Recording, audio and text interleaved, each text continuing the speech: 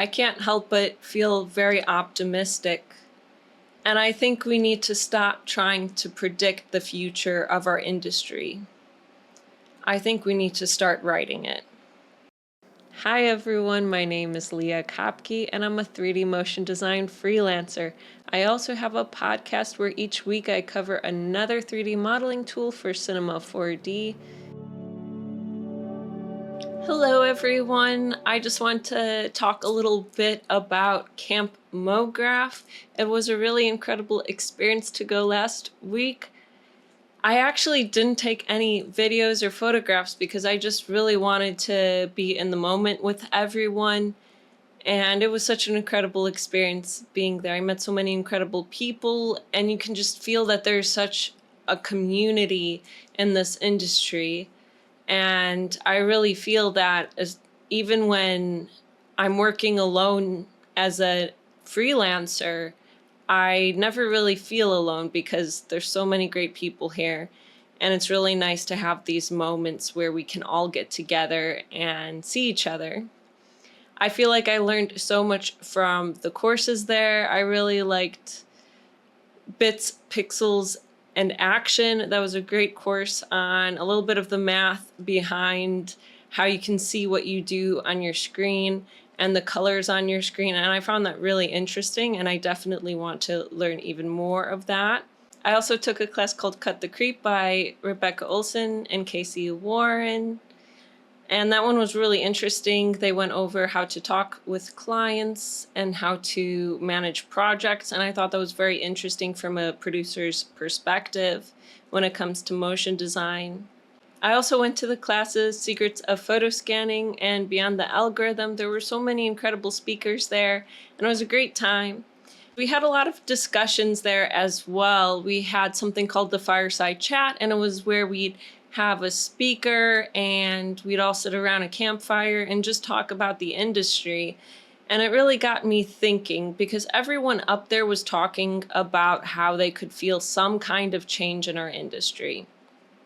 And everyone's feeling that right now. I also believe that anyone who says that they know the future of our industry doesn't really. And I think it's really interesting how there's all these predictions about where we're going and where we're heading. And I think we need to take a little bit of a step back and just realize that we get to choose where we go. This isn't written in stone. No one really can see the future. But we get to write history in this moment of transition in our industry brought by many changes. Our industry is very new. I hear the phrase often, no one's retired yet in this industry, and that is true. So we're all building something new. And that's a really powerful point. When you think of something in history, the first time anyone's done anything, that's an opportunity to build something and decide what that will look like. So I'm really curious. Leave in the comments below what you want to build and where you think this industry should go, or just your thoughts on where we're at in this period of time after NFTs and during the time of AI and all of that, as well as this period of time with inflation. We are definitely at a turning point. And I think we can turn this where we'd like it to go. It also gave me a chance to really reflect on my YouTube channel and how I was able to move this in a specific direction, and that we really do have the power to move something in a certain direction. I never really knew that my YouTube channel would reach this point of having over 2,000 subscribers. And there's a part of me that felt surprised when people recognized me at Camp Mograph and said that my YouTube tutorials helped them. And that was really meaningful for me, especially when I think about where I started. So I remember I started my YouTube channel during the pandemic, and I named it Ambient 3D Animations. And the reason why I named it that was I wanted to create something calming and comforting, because I realized that this was a very uneasy time for many people, and I wanted to create artwork that would ease some of that. So that's why I named it Ambient 3D Animations, similar to ambient music is calming. Ambient animations meant for it to be calming and happy and really to change the mood of things. And after I made some videos, it continued evolving, and its purpose has evolved over a period of time. But I think that positivity that it started in has always been in it. I remember the first YouTube video I started, I was absolutely terrified. I'm an introvert. I was barely ever on social media, but I've never been a really big social media person. And putting myself out there was way out of my comfort zone. I felt like I needed to and I wanted to. So one reason was I wanted to make something comforting. Another reason why I did it is because I had never actually seen a woman 3D model in Cinema 4D on YouTube. And I found that really strange. And at the same time, I felt concerned about it because I was building my career at this point, and I was wondering if there was a place for me in this career.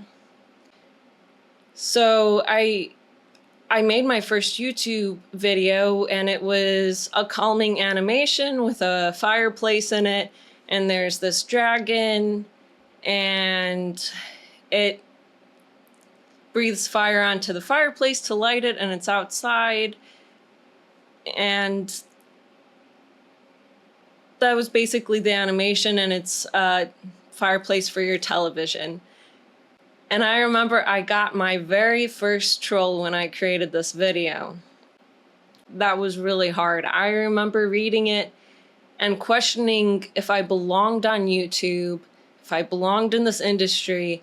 I'm not going to repeat what the troll said because there's no point in giving vitality to those words. But I remembered feeling completely crushed, and I had started crying. And I called one of my best friends on the phone, and I told her that I got a troll, and I just felt horrible and questioned if I should even be on YouTube. And at the same time, I felt angry at myself for crying over this.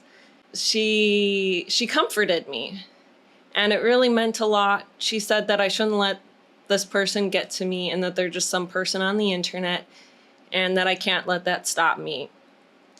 And I realized she's right. I think that we always have struggles in life, and there are always going to be people that try to put us down and tell us that we don't belong.